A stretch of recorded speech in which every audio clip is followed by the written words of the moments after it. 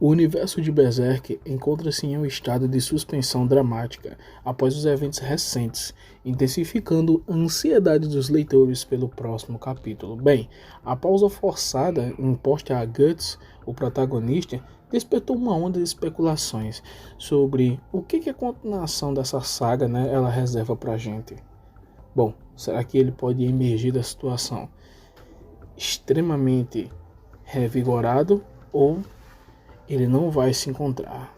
Bom, nos capítulos recentes, o protagonista Guts sofreu duros golpes, viu o sequestro de Casca, além de a destruição do reino lá de Elfenheim, e quase sucumbiu à catatonia. No início de Berserk, no capítulo 383 agora, o soldado do Império Kushan, ele exila Guts, que é um plano de Daiba, em uma caverna isolada. Bom, Daiba e Scyllad, os dois personagens, ficam ligados, ao Império, e eles comentam o quê? Que esse lugar está separado do resto do mundo, ou seja, está separado do mundo exterior e é envolto por um véu que nem mesmo seus poderes podem atravessar, Bem, eles temem que a escuridão dessa caverna faça surgir uma espécie de loucura, incontrolável. Este cenário simboliza o que? A situação mental de Guts. Ele está isolado dos amigos, da realidade. Nosso herói ele encara o seu próprio vazio. Em vez de uma batalha com espadas, temos lá uma luta contra traumas e memórias. Uma coisa que o Guts, o Godo mesmo falava, que um homem que sai em busca de vingança, na verdade ele é um covarde. Por quê? Porque ele tem medo de enfrentar os seus traumas de frente. E basicamente é isso que o nosso protagonista faz. Ele corre muitas vezes dos seus próprios problemas, dos seus traumas, das suas memórias tristes por causa de quê? Para uma batalha. O Guts é muito físico, na verdade. Então o que acontece? Basicamente isso seria uma descida ao submundo psicológico dele. É como se fosse a caverna, fosse uma espécie de útero, um útero sombrio, onde tem um presságio, de um renascimento ou então de uma queda definitiva. É uma jornada que o Guts está fazendo. Longe de ser um capítulo de ação, a narração ela se concentra nas visões do Guts. Tipo, o espadachim lembra dos momentos felizes com Griffith, com Casca. Porém, esses lampejos são rapidamente corrompidos. Ele imagina estar imerso em um mar formado por seu próprio corpo. Uma imagem poderosa e remete bem a um cérebro. Uma coisa que parece muito que coincide com o eclipse, As visões do Guts, elas culminam quando ele é sugado por uma imensa concha marítima, em uma sequência que lembra a transformação do Griffith em Fenton.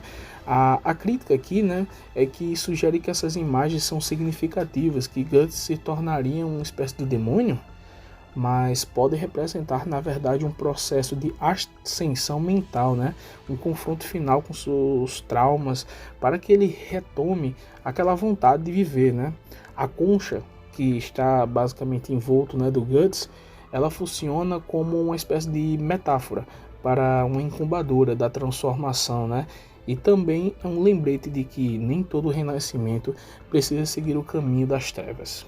Bem, a imagem do Guts lá deitado em uma folha de lótus, funciona basicamente como um símbolo extremamente forte, porque a lótus no budismo ela representa uma espécie de pureza e desapego, na verdade. Basicamente seria um complemento, que vai contrastar com o que o Guts de fato é, já que ele carrega impureza, ele carrega apego, rancor, trauma e também, o grande ódio que ele tem pelo Griffith, Mas quando essa folha ela se dobra como uma concha, nasce um segundo símbolo em cima do primeiro, Que conchas elas criam pérolas envolvidas por uma espécie de parasita ou irritação com camadas de nâncar, que nesse caso a gente pode dizer que o parasita é o próprio Guts, e as secreções que começam a cobrir ele dentro dessa dobra, de lótus, são os processos de transformação alquímicas. Se a gente for pegar, pessoal, aqui no budismo, por exemplo, a pérola ela é um símbolo da mente, que já possui em si o potencial de brilhantismo, mas que está coberto de poeira do desejo, ou seja, é exatamente o estado interno atual de Guts. Então, a Lotus, virando concha, junta tudo, né? Pureza, desapego, irritação, sofrimento, também aperfeiçoamento. Esse arco basicamente simboliza, né, esse trecho de jornada, onde ele vai ter que se confrontar com, né, o Daiba.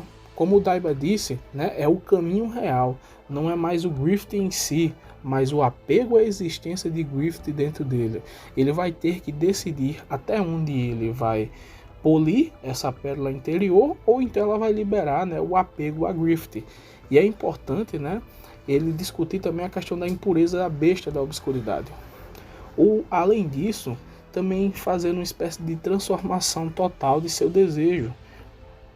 Sai de um desejo bruto em depois transformar numa realização espiritual, tipo, subir de nível dependendo de se ele consegue finalmente remover essas pedras ou poeiras internas.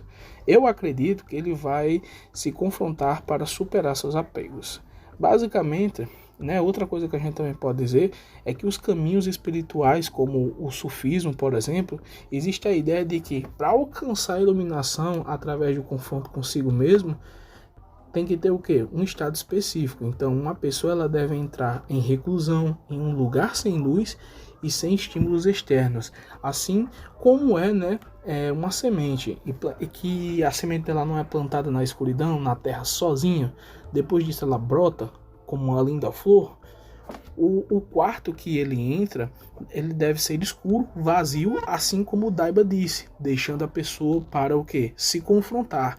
Essa reclusão, elas deixam a pessoa sem escapatória, até que ela se eleve acima do medo, que basicamente, né, é causado com todos esses apegos e também que alimenta muito o ego do Guts em relação às batalhas. Em outras palavras, nosso jovem protagonista, né, vai passar por uma espécie de transformação. Não sei se física, mas com certeza mental. O Guts ele precisa sair do estado catatônico, né, que ele está, de entregue à morte, para um sentimento de que eu preciso voltar a lutar, eu tenho companheiros, mas estritamente, eu tenho a casca para salvar e eu quero fazer isso. Não por ódio, mas sim por espécie de justiça. Transformando o Guts num homem, deixando dele ser amargurado e passando por ele ser um, não guerreiro da justiça. Eu não vejo o Guts como um guerreiro da justiça, mas como um ser que luta por o que ele acha certo. Dando finalmente para o Guts um sonho, um objetivo, uma meta, coisa que a gente vê que o Guts não tem muito isso no mangá. Bem, a questão central aqui é impulsionar o debate, não é apenas quando, mas como o Guts reagirá ao deixar o estado de confinamento ou transformação que vivenciou. Geralmente isso, né, sinaliza o que? Uma renovação profunda no personagem ou no enredo principal. Então vamos aguardar. Deixa aqui suas teorias, é isso. Partiu!